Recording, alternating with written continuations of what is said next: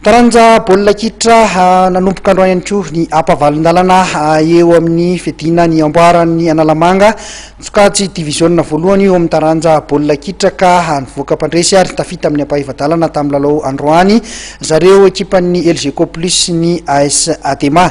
Ny LGK Plus nandresy ny Kosfa tamin'ny isa roa noray ary ny AS Adema kosa dia nandresy ny tompo-tanàna ny Papetrano zany ny Kianjabe Mahamasina etsy ny ekipan'ny commune Antananarivo renivohitra tamin'ny isa ray nohatra.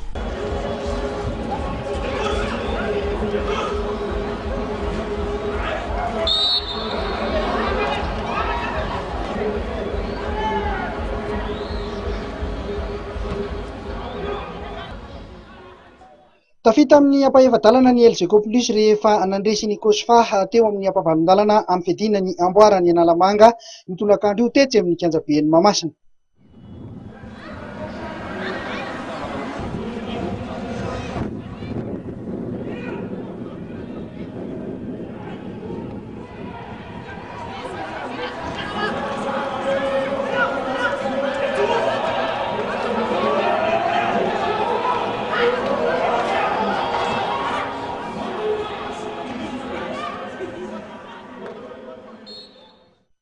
Resin'ny LGK Plus manao akanjo volomboasary amin'ny sary tamin'ny isa roa noray ny Kosfa manao akanjo mavo.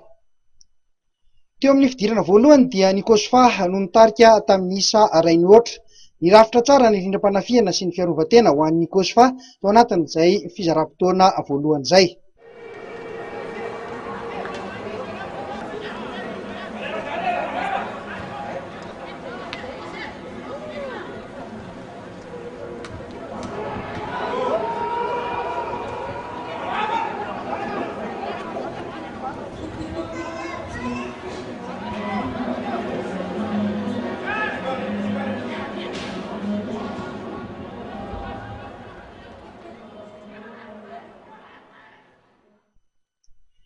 Niamafy ny fanafiana ho an'ny LGK Plus ka nanao fahadisoana tsy azo ivalozana zareo avy amin'ny Kosfa ka dia nahazo karatra mena. Ny lalao 12 nanomboka teo ry zareo miaramila.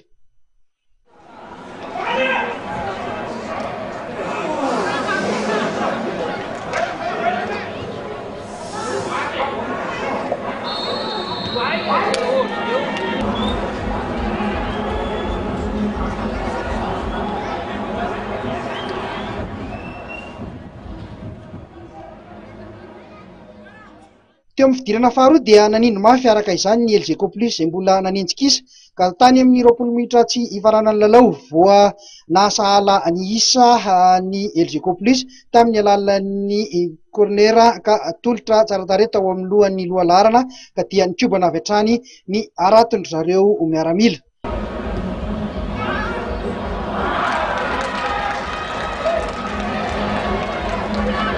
Ray no ray nisa teo.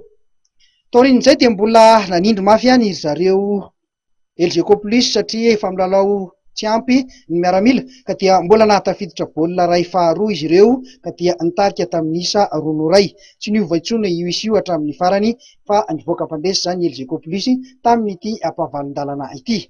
Misy ohatran'ny hoe rectification le tamin'ny première mi-temps le lavabe le Kosfa izy be da be dia manao baolina lavalava dia mitenenina hoe aleo contournena le izy hoe ary amin'ny sisiny lalana dia ataovy ambany ny baolina zay aloha tena consigne tena nitenenina. Zavatra aseho aloha zany tena côte be da be zany le rozy mivoaka teo satria ianao zany miaro tena nefa tsy ampy dia norme be zany izy totoa afy le atakan-jareo satria izy metaka foana dia norme be zany tsy tafainga intsony le bandy dia izy ny tafasaoty dia maty le baolina resaka markage kely.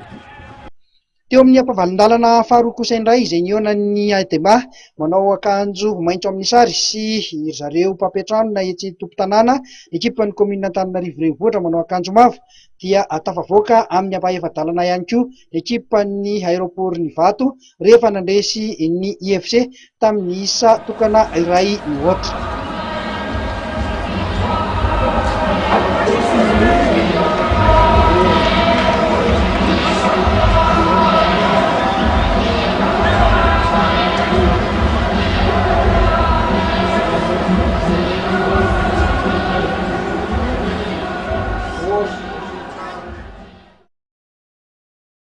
itoy amin'ny farany herinandro zao ity fedina ny amboaran'ny ligina Analamanga ity ho an'ny taranja baolina kitra.